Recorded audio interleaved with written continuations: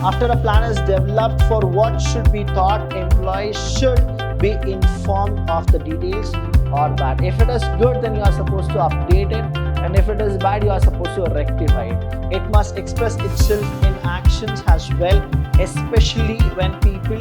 So after the first position is done, the second one we are supposed to get carried, then the third one, and then the fourth one. Thus, both the current as well as potential appraisal indicates a type of development exposure.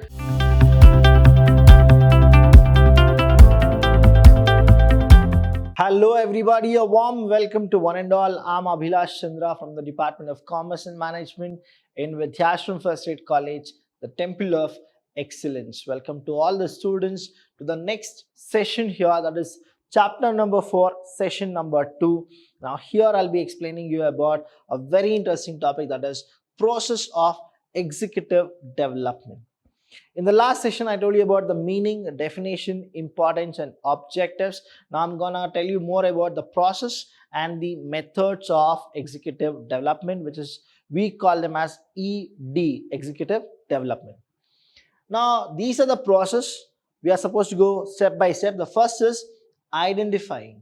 Now when you go with identifying, what happens is identifying development programs is the first one. Appraisal of current pool of management talent.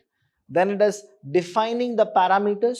Inventory of executive manpower. You are supposed to know what exactly the manpower should be.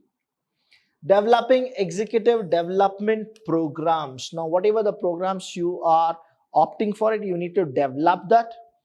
Conducting the development programs. And the last one is all about program evaluation. See, evaluation will be there in all the processes. You need to evaluate whether the program what you have done is good or bad. If it is good, then you are supposed to update it, and if it is bad, you are supposed to rectify it. So this is what the process of executive development is. The first one is identifying development programs. Now what happens in this processes? The first, an organization has to critically examine. What are they supposed to do? They are supposed to critically examine the organization's development needs, present as well as future. That means what happens presently and what happens in the future. Then it should decide on what type of manager executives are needed to achieve such needs. Now we have seen the qualities of manager, right? What a manager should actually have. So you are supposed to know what type of a manager or the executive you need. According to them, you are supposed to design the program.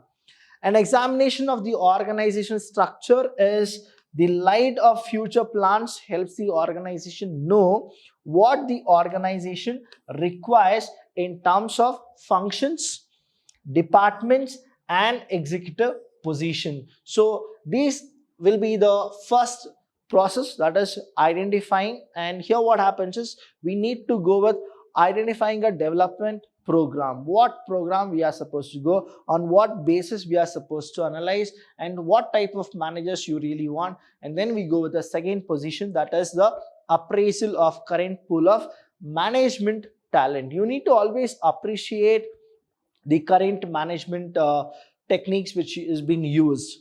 Now, the performance appraisal of present executives shows the respective performance of each executive in the current position.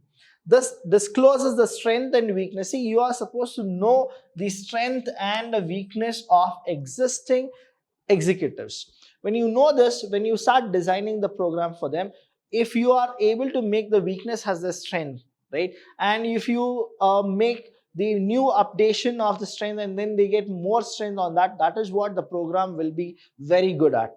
Now here, besides, the organization should conduct a potential appraisal either formally or through feedback provided by superiors, peers, in the sense the colleagues, and the HR department.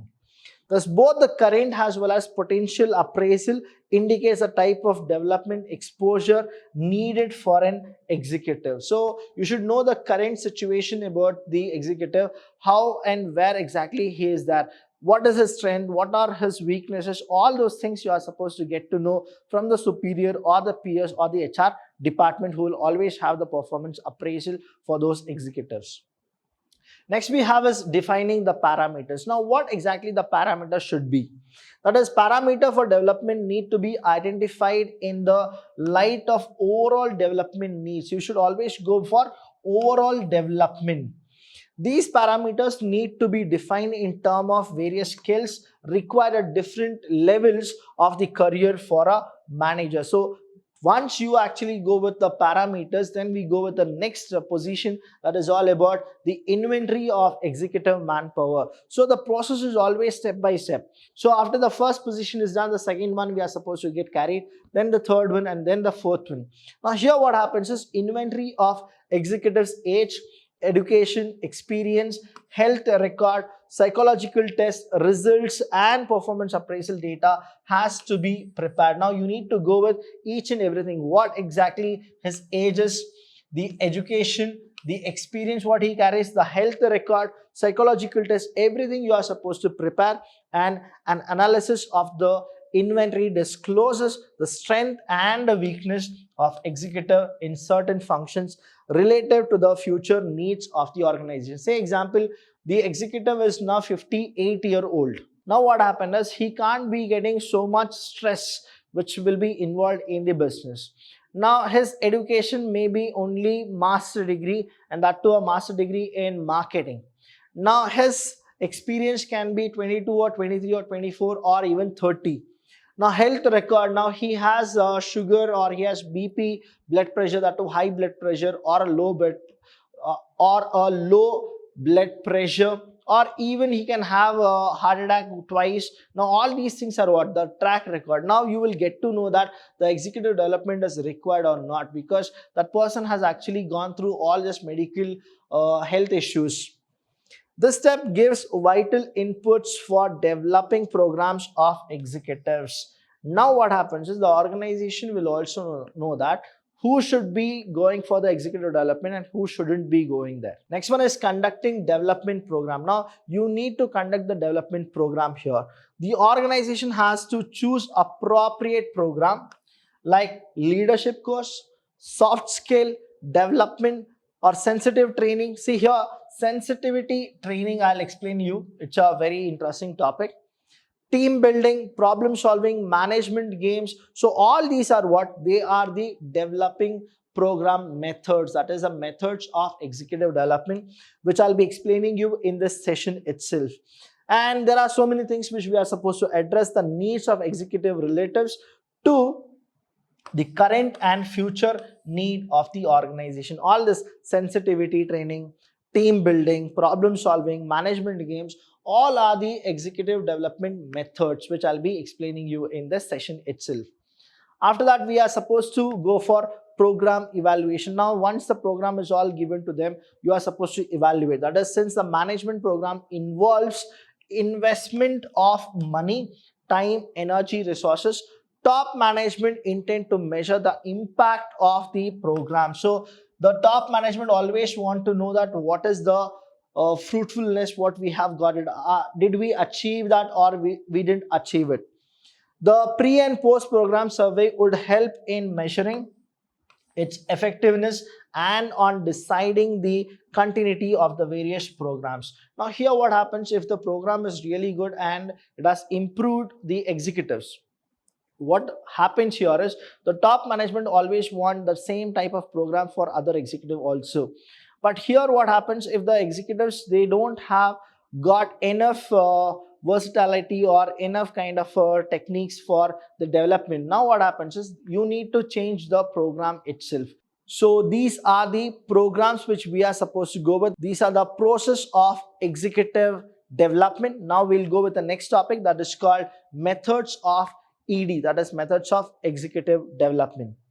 So management development programs helps in acquiring and developing managerial skill and knowledge. A variety of method of management development have come into programs these days. Now here what happens, I told you about this sensitivity things, then I told you about on the job, off the job kind of a thing. So these are one of the kind. So methods of ED. Now what exactly the methods of ED will look like? Now I have given you two of the bases where we have a competency development area and then we have the methods. Say example, the first one, right? Decision making skill. Now, if you need to go with the development area, that is decision making skill, we are supposed to use the methods called in basket, business game, and case study. The second one is interpersonal skills. Then you are supposed to go with role playing. Then you have sensitivity training.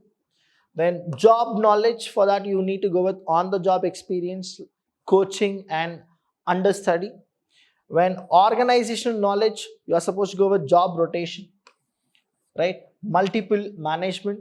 If you want to know what is job rotation, please watch the HRM one, then you will actually go with the job rotation.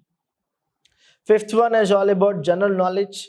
Specific course is there, specific meeting is there, specific reading is there. This I'm gonna teach you, that is general knowledge. I'm gonna teach you in the next session. Then we have specific individual needs, special projects, committee assignments. Again, these two I'll be taking, that is general knowledge and a specific individual needs, I'll be teaching in the next session. So I'll cover up the methods of ED in this session. The first one is all about on the job technique. Now, on the job training and the off the job training I have already done in the training chapter. You can actually see the video where it is only the complete session I have given, vestibule training, apprenticeship, and all those things. Now, on the job technique, we have it as delivered to employees while they perform their regular jobs. In this way, they do not lose time while they are learning. After a plan is developed for what should be taught, employees should be informed of the details. A timetable, see, please understand, this is very important. A timetable should be established with the periodic evaluations to improve employees about their progress. On the job techniques include orientations, job instruction, training, and apprenticeship. Now see, apprenticeship is also covered in the training session. Internship and assistantship, job rotation, and coaching, everything is covered in the training session only. You can watch the training sessions, session 1 to session 4. If you can watch it, you will understand about the on the job technique. Coaching, when we go with the coaching, please understand there will be a person who will actually be a coach, and he'll tell you what is that you should do and what is that you are not supposed to do it. Now, coaching is one of the very important technique where what happens is one-to-one relationship will be there. That is, in coaching you have one person and he'll be teaching you. Relationship between the trainees and the supervisors, which offers worker continued guidance and feedback on how well they are handling their task. The coach assigns the task, monitors the trainee behavior, and provides reinforcement and feedback. Coaching is commonly used for all kind of trainees from unskilled to managerial position. So coaching is needed.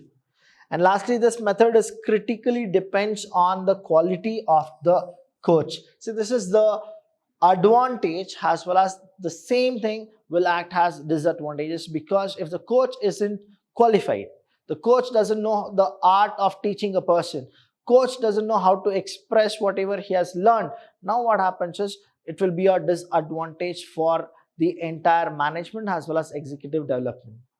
Next is understudy. Now, an understudy may be assistant to someone or special assistant to some supervisor or executive position. He learns by experience, observation, guidance, and coaching. So this is called understudy. With that person superior, you are supposed to be there, you are supposed to stay, and then you are supposed to know and analyze all these things. Next is position rotation. Now, job rotation I've already done in the previous HRM. Now, if you go with that, you will understand here. Now, this involves the movement of trainee from one job to another. This helps him to have a general understanding of how the organization functions. Apart from releasing boredom, job rotation allows workers to build a rapport with a wide range of individuals within the organization, facilitating future cooperation among various departments. So here what happens is you will not get a boredom. You will be actually doing so many other work. Again, after HRM, you'll go to marketing. After marketing, you'll go to production. So job rotation will always happen. So you'll not get that boredom. Multiple management. Now it provides knowledge about the organization to the junior and middle managerial personnel. Now when I say the word personnel, that means what? Staff. Here the members are exposed to all types of the decision taken at higher level. That is what multiple management system is all about. Lecturers. Now you people already know what exactly a lecturers are. Now there will be a professor who gonna come, who gonna teach you. It's a kind of off-the-job training. Now it is a traditional and direct method of instruction. The instructor organizes the material and gives it to the group of trainees. Now in coaching, it is one-to-one, but lecturer is all about group of trainees in the form of a talk. To be effective, the lecturer must motivate and create interest among the trainees.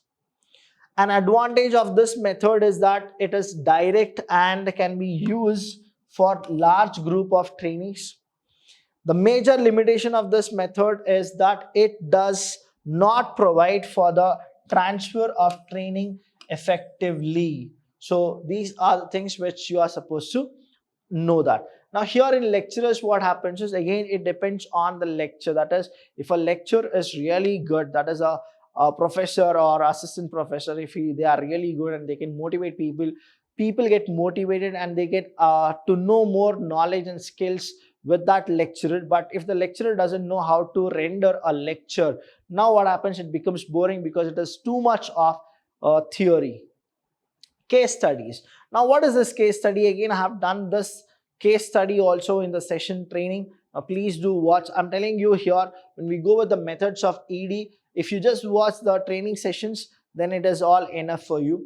Now here in case study, what exactly the case study means? That means already the things have happened in some other places. You are supposed to again read the entire case, and then you need to get experience from those cases. If you were there, what would be your decision? What would be your plight? All those you will learn in the case studies. So it presents the trainees with a written description of a business or organization problem. The object of the case method is to teach the trainees how to analyze information, generate alternative decisions, and evaluate the alternates. Now, cases can be analyzed by individuals or small group. Feedback and reinforcement are provided through oral discussion or written comments from the instructors. So this is how the training sessions will happen. That is, case studies the executors will get. The executors will read n number of case studies, and then they'll decide what they would have done if they were there. And later they'll have a reinforcement as well as feedback from the instructor. That is, even these type of things we could have done it. So then they'll get to know about how to manage the employees, how to manage the uncertainty, how to manage the risk. Group discussion. Now this is the best technique which we always need to go with. That is a group discussion. This method is a direct discussion on specific topic conducted with a relatively small group or trainees. This method is useful for teaching and exploring difficult conceptual matters and for changing the attitude and opinions.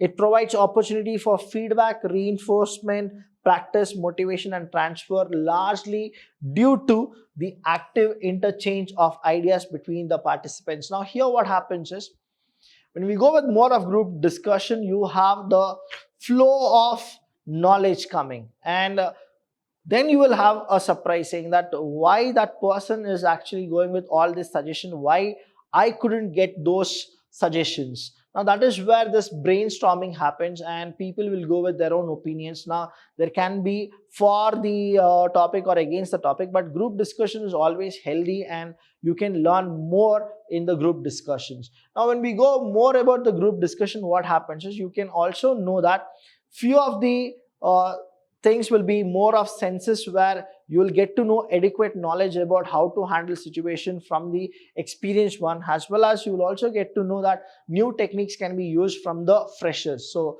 group discussion is always healthy and it is always welcome in all the case studies as well as in the executive development methods.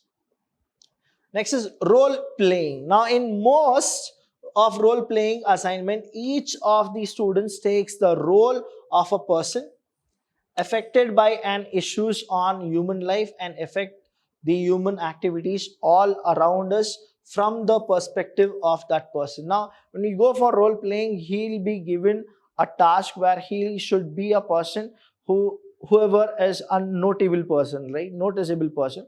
And then what will he do if he gets that power of the other person? That is called role playing. You will be playing a role of somebody else. Management games. Now, there are n number of management games which will help you to enhance the knowledge and skills about those things. Now, varieties of business and management games have been devised and are being used with the varying degree of success in the developing programs. A management game is classroom exercise in which a number of team of trainees competes against each other to achieve certain objectives. So when you go with management games, what happens is you will have more coordination, good communication, you will know more people, and then you will be a homogeneous kind of a person but not a heterogeneous kind of a person. So your behavior, your attitude, your morale will always change. And the last one here is sensitivity training. Now, what exactly the sensitivity training is all about? Now, it has been successfully employed by behavioral scientists over the past 30 years. Sensitivity to the circumstance and feeling of others is the cornerstone of human relationship. It is important to note sensitivity is not just an emotion. It must express itself in actions as well, especially when people we know are experiencing pain and difficulties. So the sensitivity training kind of a thing here, what happens is you will be kind of more of emotional things. You will know that human is a social being, and you will get to know that how to tackle these emotions, how to make your weakness as your strength. And these training will actually give you more idea about yourself, that how you are supposed to be in the organization. Should you be more of emotional things or more sensitive kind of a thing, or a person who should handle stress? So these are the things which you should actually go through. That is called sensitivity training, where you can make the weakness as your strength, and you can actually uphold your strength and move on with more strengths, and then reducing the weaknesses. So this is called the sensitivity training. Any doubt you have in this, please do call us. We are always there to help you. Thank you so much. I'll see you when I see you.